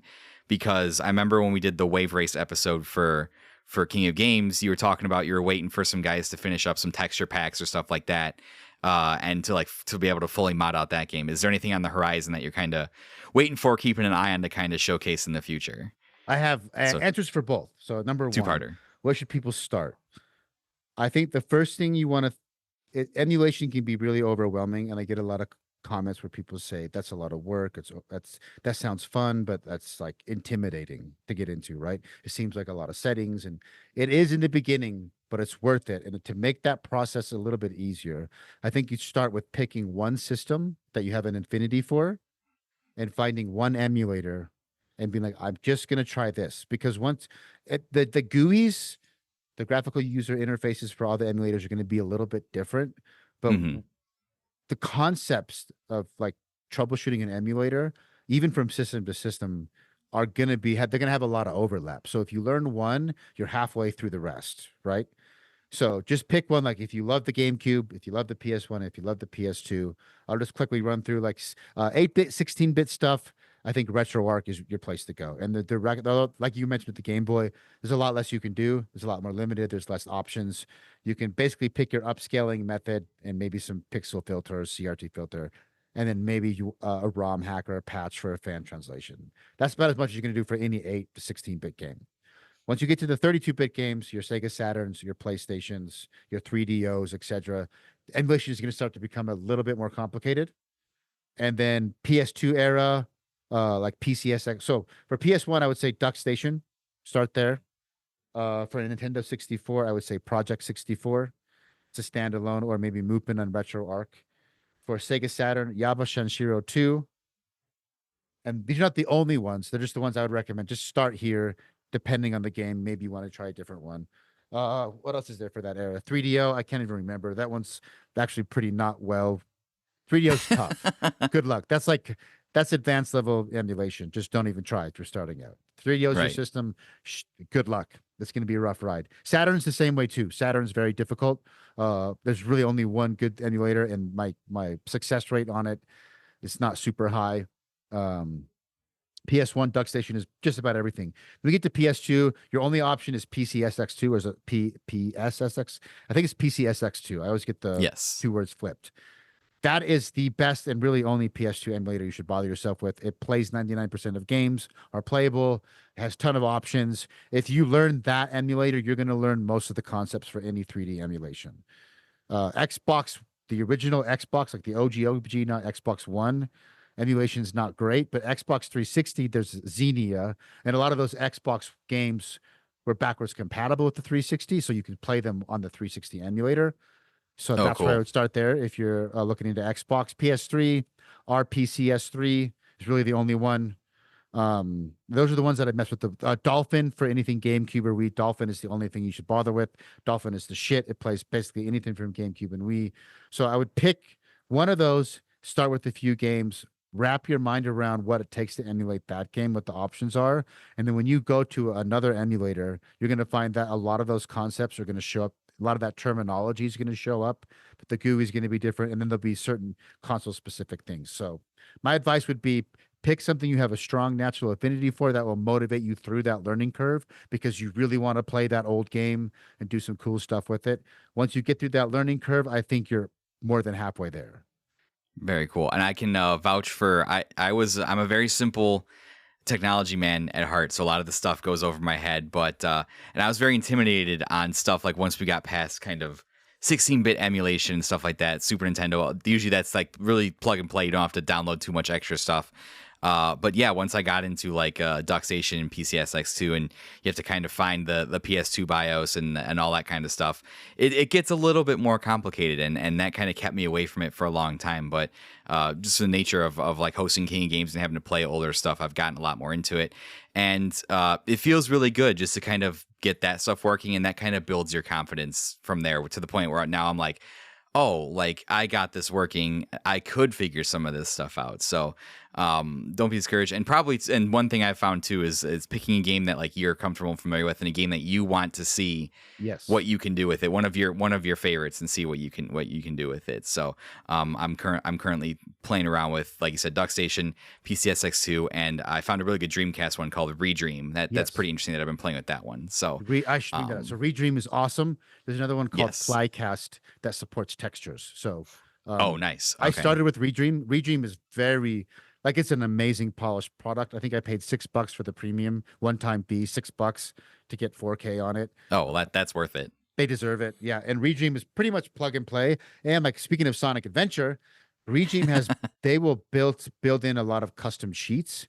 So when I booted up Sonic Adventure, they have a built-in 60 FPS hack. So if you want to play that, it breaks some some collision detection in the game, but like 90% of the game is great. And you can play it at 60 FPS. You don't have to do anything special. You just check a box in Redream. Flycast, if you want to add textures, it has that. The next question though was what's coming up. There's a few that I'm like really, really excited about. And I could probably go on forever, but I'm going to probably stick to 3. I think I'm going to stick with 3. Number 1 is 2-in-1. One of the most requested videos I get is Legend of the Dragoon, or Legend of Dragoon. I think it's The Legend of Dragoon. I think it's technically right. I've been saying it wrong. I call it Legend of the the Dragoon, but it's the whatever. You guys know what I'm talking about. It's the PS1 Sony RPG that was like the Final Fantasy competitor. Awesome CG cutscenes. Initially, there was a project called Legend of Dragoon, the Legend of Dragoon Upscale Project, where they were taking the original pre-rendered backgrounds and they were running them through AI. But like old games at that low resolution, AI upscales don't look good. So they start with AI upscales and they do a lot of manual work on top of the AI upscale to like make it look good. And because old PS1 games, it wasn't one static image. It was all they couldn't have one image that big. So they would break the game up into tiles and they would plan the image so there wasn't any seams. It looks like one big image. But the PlayStation is actually like if you're playing Final Fantasy VII or Legend of Dragoon, that background is maybe like 32 or 64 tiles. Then they have to manually go through and do the collision detection and the masking on each tile. So Yeah, when you yeah. upscale the game, it's not like, oh, let me just download this background, upscale it, and then reload it. No, that background is like 32 different backgrounds that you have to stitch back together. It's a massive project that these texture packs take. So it's been in development. I think they're through disc 1, 2, and 3, and they're on disc 4. But during that, so while I've been waiting for that, people ask for that game. I'm like, I can't. I'm not going to do a video on that game because there's some shit coming down the pipe that's going to be able to make me allow me to create the emulation transformation I desire. Then, while they were making that Legend of Dragoon upscale project, another group of people started Legend of Dragoon Severed Chains, and that is a PC decomp. And I've had some semantic arguments about what constitutes a decomp and not. So do not take my definition as canon, but this is how I define a decomp for those who don't know what it is. A decomp is a little bit different than an emulation. An emulator plays all sorts of games. It tricks your computer into thinking it's a PlayStation, so you can put PlayStation ROMs, ISOs, and play it. A decomp is like a game specific emulator. It's a PC, essentially an unofficial PC port of the game. But legally, you can't make one of those and use the assets from the game. So in order to play a decomp, you, the users, have to provide the decomp program a ROM. So they had that for Legend of Zelda Ocarina of Time. It's an unofficial PC port, but the way they don't get taken down by Nintendo, that PC port doesn't actually contain any files from the game. It's just the code to run the game on the PC. Oh, You have to wow. provide the program, the assets. And the way you provide it is you say, here's a ROM of Ocarina of Time Master Collection version.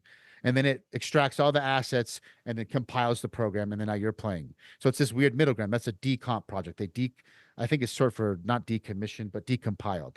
They Oh, decompiled the yeah, original yeah. code, made like new code. And that's essentially gives you a PC port of the game. And when you have a PC port versus an emulation, once you have a PC port, the doors blow wide open for mods, right? You can play Ocarina of Time as Sonic or Robotnik if you want right now, right? Someone modded that in. You can do whatever you want. It blows the doors open. Well, Severed Chains is a decomp project for Legend of Dragoon, and they're like 80% done. So close. Now the teams are working together. I think it's called Legend of Dragoon HD Upscale. Just Google it, you'll find it. They have like a blog and they're going to release it all together. So they're going to finish the upscale project and Severed Chains, which is going to have like support OpenGL and Vulkan and unlocked frame rates. They're just going to blow the doors wide open for mods. So I'm hoping that comes out this year, maybe next year. I would probably be doing like solely Legend of Dragoon content for a while when that happens. I'm going to do video. I'm going to play through. I'm going to get all the bosses. I'm going to do YouTube videos on it. So that's a big one that I'm excited for. The second one that I'm really excited for is Castlevania Symphony of the Night Hacked. It's by a YouTuber who goes by Esco, ESCO, and he's been working on a remaster remake with extra animations, more weapons. He's hired like actual pixel animators to come in and make more frames for everything, give Alucard more moves, extra bosses, weapon particle effects, like new combat mechanics. There's like a mechanic where you can dash behind someone, grab them, and suck their blood out. Like he's like adding so much to the game. He's been working on it, I want to say, for 7 or 8 years, still cranking at it. That's Puts out a amazing. video every month. He's going so deep. I have no idea when he'll finish it, but no one's, even though Symphony of the Night is legendary, no one seems interested other than just kind of like re-releasing it as is, and now it's on the PS4 store or whatever. All right, it's just another version of Symphony of the Night. Nothing new. I'm grateful that people can play it, but there's been no like proper remaster or sequel talks. There probably won't be. So he's our only hope, essentially. And then I got so excited about those two. There was a third one that this one's for you because I know you love Kingdom Hearts. Oh Look yeah. up Project Nobody May Cry. Okay. They overhauled Kingdom Hearts combat with Devil May Cry combat, essentially. Oh But shit. So is that for Kingdom Hearts 1? I think it's like for 1 and 2 and like all the 2.5 Interesting. Dream Drop shit in between. Like I don't even know. There's too many. But I think And it's that's for called what? And that's called what again? Project Nobody May Cry. Nobody May Cry. That makes sense. Yeah. Very thematically appropriate. Yeah. And I'm part of the Discord server and I've been watching updates. He has demos out. Like they're still actively working on it. Watch a couple of YouTube videos of that. Um Now I don't know how that's gonna work now that the PC remasters are on Steam, which is kind of where everyone is at. And the mod I'm assuming I think they were like emulation hacks, right? You have to get the ISO of the original game and patch Right. them, I believe. I can't remember. Could be wrong on that. Maybe they're going to get ported over to the Steam, but I actually just bought all the Kingdom Hearts on Steam and I've been basically refreshing Nexus mods to kind of see. There's already a nice, a robust modding scene, but they only worked for the Epic Game Store version. Oh, for So sure. Yeah. I'm waiting for there's a lot of mods out there I want to run with, but I'm waiting for the Steam version to come around. And I'll definitely be seeing what I can do to Kingdom Hearts, and I'll have to hit you up for that because I know a big Kingdom Hearts guy. Yeah, I'm always curious to see what people can do with that. And yeah, when they were coming to Steam, I was really excited because I'm like, oh, the mod community will just probably absolutely go nuts with this. Absolutely. Yep. Yeah, but yeah, good call on picking those up because you could get basically the entire series for like $70. I got all of I think them. it was something Yeah. like that. And I never Yeah, played any of the like handheld ones because I've never really been into handhelds. But now I'm like, you know what? I know guys like you love Kingdom. I loved 1 and 2 and just stopped yeah. after that. I did buy The 3. Like couple of the Bayo. handheld ones are just the cutscenes, but a couple of the other ones, it's pretty good. And to be able to play those on PC is kind of mind blowing when you think about it. So yeah, if you ever do any stuff like that, definitely hit me up. I'd love to We should check do a that out Kingdom for Hearts sure. episode, like when I play through all of them, like come through and walk because I probably won't understand it. Like, you can come in and walk me through. Like, okay, play through the whole series. Let's talk about it. What makes sense? What doesn't make sense? I'm confused here. I'm confused there. If you want to, I will because there's some stuff where I don't even it doesn't even make sense to me. I just go, you know what? I trust Nomura, so it is what it is. I'm along for the ride. So, but Kate, we've been up late enough, but I really, really appreciate you giving me your time tonight, man. It was awesome to finally talk to you. Like I said, we've collaborated before, mostly on King of Games. So, I knew when I was coming back that I wanted to have you on and talk about a lot of the stuff that you do because it's just not something that's in my wheelhouse and it's just something that I think is so fascinating. So before we go, I want to give you a chance to like show all your stuff. Where can the people find you on the internet and what do you have to share? The best place is linktr.ee. It's such a weird URL how they do that. Linktree Right. / gaming memories pod. Just Google gaming memories pod Linktree. That's the fast way. It has all the links, whatever social media platform you prefer. I will say my YouTube is a current work in progress. Yep. Most of my best content has been short form. So if probably Instagram or TikTok is the best place to check it out. The podcast and all the regular podcast platforms. I have people on like Eric, which will probably have them on soon, talk about their favorite games growing up. And on YouTube, I have more long form content. The shots I was talking about at the beginning of the episode where I get the environmental shots. That's where I'm posting those videos where I'll make like a custom song and I'll edit all the shots together. I just recently did uh Hellblade Sensuous Saga or Hellblade 2 Sensuous Saga. Game Yeah. is decent. Probably the best graphics I've ever seen for an environment, hands down. And I did cool stuff like I maxed out the lumen ray traced lighting. I added extra lighting, added extra ambient inclusion, time of day control. So because that's more of a modern game, and it's a PC, like a lot more options to really push it as far as my graphics card can handle. And I have a 4090, so if you want to see what the tip of the spear can do for that game, then YouTube's your spot. Check it out. Sure. Go and check all that stuff out. It'll be linked in the description of the episode. And seriously, to go and check out that short form content, go and check out everything he's doing because some of those videos are absolutely incredible. Some of the stuff that you just, odds are, if you have a game you're interested in, Kade may have covered it because he's done a lot of stuff so far. And if you have money to give him, maybe he'll cover a game that you wanted to see too. But it's truly incredible to see what the technology of our time is capable of doing to the games that we love. Just please, please, please don't tell him that he ruined your favorite game or that it didn't look like that. So, yeah, just please don't do that. And be sure to check out Gaming Memories podcast as well. It's one of the podcasts that I'm subscribed to, and Kade has some absolutely incredible conversations with people. He's a far better interviewer than I am, and he has some incredible conversations with people from all walks of life. And really, that's what this is all about. So be sure to check out all those things. Links are in the description of the episode for all that stuff. And Kade, thank you once again, man. I really appreciate you giving me your time tonight. It was awesome to finally sit down and talk to you. Oh, if you're interested in hearing more of me and Kade, we have a couple of episodes from King of Games 1996 that we were on. We did Suikoden versus Tekken. That was the episode that we did Tekken 2. And we were on Wave Race 64 versus Crash Bandicoot. We were on that episode. So those are some great episodes. And Eric and I's friendship hangs by the thread.